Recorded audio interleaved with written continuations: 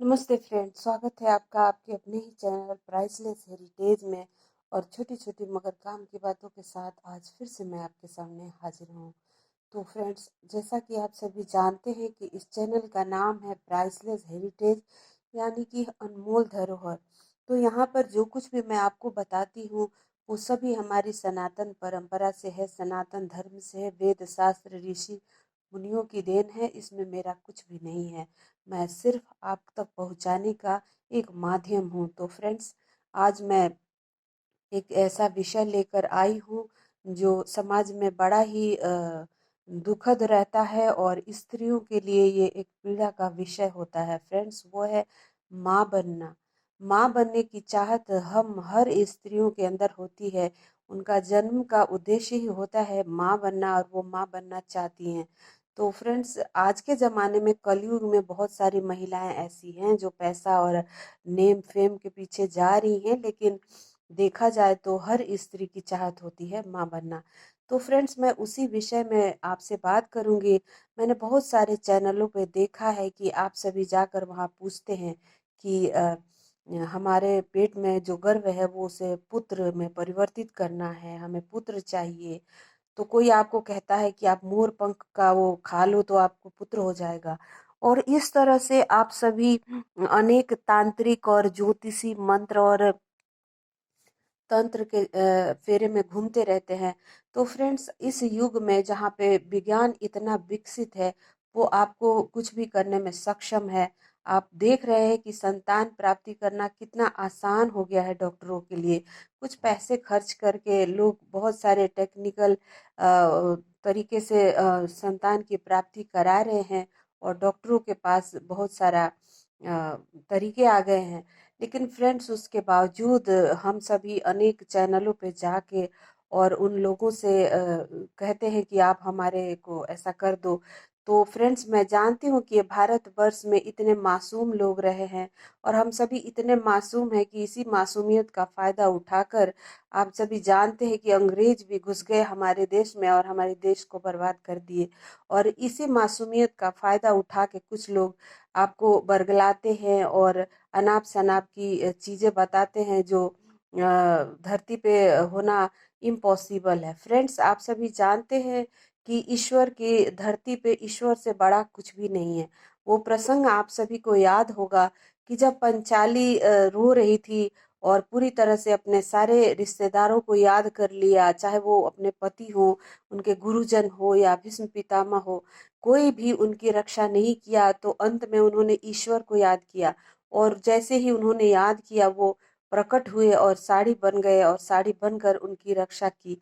तो फ्रेंड्स, जब हमारे पास हमारा परमात्मा है, हमारे ईश्वर हैं, तो हम इधर उधर क्यों भटकते हैं? कहीं ना कहीं हमारी श्रद्धा में कमी है या हमारी भावना में कमी है। फ्रेंड्स, एक गीत है जो कहते हैं कि दाता एक राम जी, भिखारी सारी दुनिया। तो फ्रेंड्स, जब दाता एक ही है, राम है, तो हम भिखारी हैं सभी के सभी। तो भिखारियों के पास आप क्यों जाते हो? जब वो खुद भिखारी है तो वो आपको क्या देगा?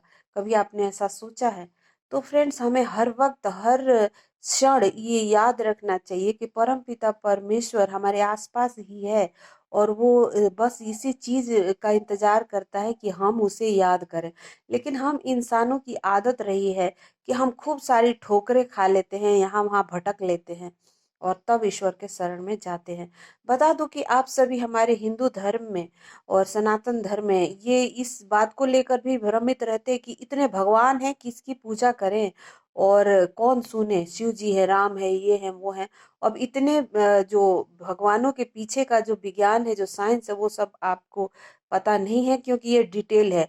और ब्रह्म एक ही है, उसने चलाने के लिए पूरे अलग अलग सिस्टम बना रखे हैं। जिस तरह से भारत सरकार एक है और बहुत सारी उसके व्यवस्थाएं हैं अलग अलग, और बहुत सारे विभाग है, उसी तरह ईश्वर का विभाग भी अलग अलग है, ब्रह्म एक ही है। तो आप जिस किसी भी को चाहते हैं, माता है, गणेश जी हैं, शिव जी हैं, जिसे भी चाहते हैं उसे एक ही समझें, भ्रमित ना होएं, और एक ही के शरण में जाएंगे और वो आपको हर आपकी समस्या का समाधान करने में सक्षम है। तो फ्रेंड्स कहते हैं कि संतान प्राप्ति के लिए आपको एक मंत्र बताया गया है हमारे ऋषि मुनियों के द्वारा। अब उसे हम गोपाल मंत्र कहते हैं। और संतान प्राप्ति के लिए उससे बड़ा मंत्र कोई भी नहीं है, क्योंकि कृष्णा ने सब कुछ दिया है और कृष्णा से शुरू होकर कृष्णा में ही खत्म हो जाता है दुनिया।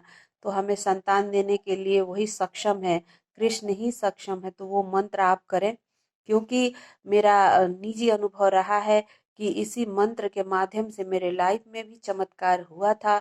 और मेरे साथ जो हुआ वो मैं आपको बता नहीं सकती इस वीडियो में कि कितना मैंने साक्षात ईश्वर का चमत्कार देखा था। तो फ्रेंड्स, मेरे तो बस यही मकसद है कि हमारे देश के हर महिलाओं का, हर इंसान के समस्या का समाधान हो। और वो जो ईश्वरीय शक्ति है हमारे अंदर, जो हमारे आसपास ही है और हम उसे देख नहीं पा रहे हैं, उसे याद दिलाना और उसके नजदीक आपको ले जाना ही मेरा मकसद है। तो उसी कड़ी में आज मैं आप सभी को बताने जा रही हूँ। और वो एक मंत्र है, संतान प्राप्ति मंत्र। और उस मंत्र को करें आप, और करने के बाद आप पाएंगे कि आपके जीवन में कैसे चमत्कार हो रहा है और किस तरह से ईश्वर की लीला आप घटित होते देखेंगे। तो फ्रेंड्स, मैंने हर बार मैं सभी को यही कहती हूँ कि आप सभी क्यों इधर उधर भटकते हो। आप जिसके पास जाओगे वो अपना मंत्र लगाएगा, कोई आपको तंत्र देगा, कोई कुछ देगा। लेकिन ये जो मंत्र मैं बताने जा रही हूँ, ये ईश्वर के नजदीक ही ले जाता है। और ईश्वर को संतान रूप में जब आप चाहते हो तो वो आपको संतान देते हैं। और इस मंत्र का कहना ही यही है कि ओम देवकी सुत गोविंद वासुदेव जगतपते देहि मे तनयम कृष्ण त्वामहम शरणम गतः। फ्रेंड्स, इसका सीधा सीधा मतलब यही है कि हे देवकी सुत गोविंद, हम आपके शरण में आए हैं और हमें आप ही के समान एक बाल गोपाल चाहिए और हमारी गोद में डाल दीजिए। तो फ्रेंड्स, इस मंत्र को करने के बाद मैं ये नहीं कहूंगी कि 1 लाख करो, 10 लाख करो। अगर आप 10 भी करते हो और उसमें पूरी आपकी एनर्जी भरी हुई है और आप 10 भी करते हो तो उस आपको ये 10 लाख के बराबर फल देगा। लेकिन बैठ के 10 घंटा माला जपते रहोगे और मन कहीं और फंसा हुआ है तो उससे आपको रिजल्ट नहीं मिलेगा। तो जितना भी करते हो पूरे श्रद्धा भाव से करिए और आपका मनोकामना अवश्य पूर्ण होगा। तो फ्रेंड्स, मैं यही साझा करने के लिए आई हूँ और मैं आप सभी को ढेर सारी शुभकामनाएं देती हूँ कि ईश्वर आपके गोद जल्दी से जल्दी भरे और आपके घर में खुशियाँ आए। इस मंत्र को करिए, मैं डिस्क्रिप्शन में डाल दूंगी। और थैंक्स फॉर वॉचिंग। जय माता दी।